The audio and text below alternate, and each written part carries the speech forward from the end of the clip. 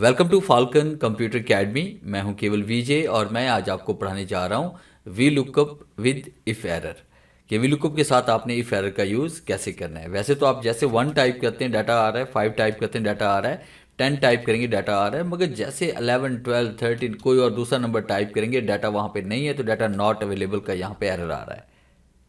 तो इस एरर को रिमूव कैसे करना है आज के इस लेक्चर में हम ये डिटेल से सीखने वाले हैं। सबसे पहले इस तरह से आपने डाटा को राइट कर लेना है जिस तरह से मैंने यहाँ पे किया हुआ है कि इसमें रोल नंबर लिखे हुए हैं, नेम है, मैथ है, उसके बाद यानी कि सब्जेक्ट्स हैं और उसके बाद ऑब्टेन मार्क्स हैं। फिर उसके बाद इसी हेडिंग को आपने कॉपी करके नीचे पेस्ट कर देना है जैसे मैंने यहाँ पे किया हुआ है।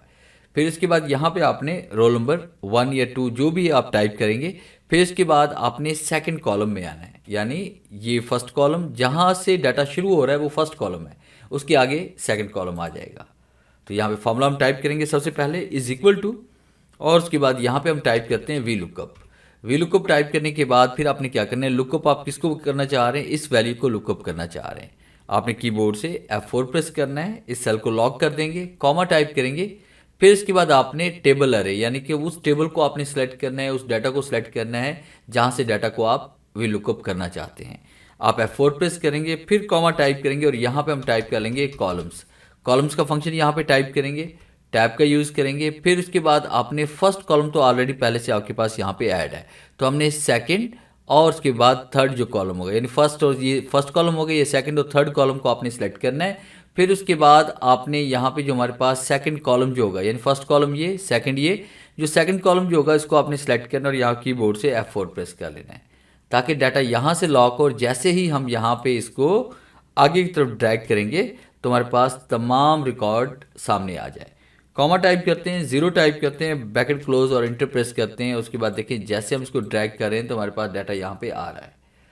अब देखिए डाटा यहाँ पे इन नंबर्स का तो शो होता रहेगा, मगर जैसे ही 11 टाइप करेंगे या 12 टाइप करेंगे, क्योंकि 11 नंबर का डाटा हमारे पास है ही नहीं, तो इस एरर को आपने रिमूव कैसे करना है। हम चाहते हैं कि यहाँ पे हमारा कस्टम मैसेज आ जाए या सेल खाली रहें अगर कोई डाटा यहाँ पे अवेलेबल नहीं है तो उसके लिए हम क्या करेंगे, यहाँ पे जहाँ पे फॉर्मूला ऐड किया है वहाँ पे डबल क्लिक का आपने करना है। उसके बाद इज इक्वल टू के बाद यहाँ पे फंक्शन जो अप्लाई करेंगे इफ एरर का करेंगे। इफ एरर आपने टाइप करना है, टैब का यूज़ करेंगे, फिर उसके बाद आपने लास्ट में चले जाना है और फिर यहाँ पे कॉमा, इन्वर्ट कॉमा, फिर इन्वर्ट कॉमा, फिर उसके बाद ब्रैकेट क्लोज करेंगे, इंटर प्रेस करेंगे। अब देखिए जैसे हम इसको ड्रैग करेंगे तो ये फॉर्मूला आपका इफ एरर के साथ अप्लाई हो चुका है, जैसे कि ऊपर आप यहाँ पे फॉर्मूला बार में भी देख रहे हैं, या यहाँ डबल क्लिक करेंगे तो फॉर्मूला आपके पास शो भी हो जाएगा। अब अगर आप नंबर टाइप करते हैं, जैसे 1 टाइप किया डाटा आ रहा है, 5 टाइप करिए डाटा आ रहा है, 8 टाइप करते हैं तब भी डाटा आ रहा है, मगर जैसे ही 15 टाइप करते हैं तो कोई डाटा हमारे पास यहाँ पे शो नहीं हो रहा। अगर यहाँ पे हम कस्टम मैसेज देना चाहते हैं, हम चाहते हैं कि यहाँ पे कोई कस्टम मैसेज आ जाए जो हम यहाँ पे देना चाहते हैं, जैसे कि मैं यहाँ पे शो करवाना चाहता हूँ DNF यानी कि डाटा नॉट फाउंड। तो इसके लिए हम यहाँ डबल क्लिक करेंगे और उसके बाद जहाँ पे आपने यहाँ पे इन्वर्टेड कॉमा दिया हुआ है वहाँ दरमियान में आप क्लिक करेंगे और फिर यहाँ पे टाइप करेंगे DNF डाटा नॉट फाउंड। और उसके बाद जैसे हम इंटर प्रेस करेंगे तो यहाँ पे देखिए DNF आ रहा है और यहाँ पे जैसे ड्रैग करेंगे तो किसी का भी डाटा यहाँ पे शो नहीं हो रहा। अगर यहाँ पे हम नंबर टाइप करते हैं, जो डाटा अवेलेबल है वो डाटा तो यहाँ पे शो होता रहेगा, मगर जो डाटा अवेलेबल नहीं है तो वहाँ पे DNF लिखा जाएगा, डाटा नॉट फाउंड लिखा जाएगा। तो ये था मेरा आज का लेक्चर जिसे मैंने आपको पढ़ाया वी लुकअप के साथ इफ़ एरर के बारे में।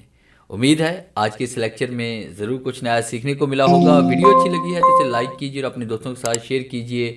मिलते हैं हम नेक्स्ट लेक्चर में, तब तक के लिए गुड बाय।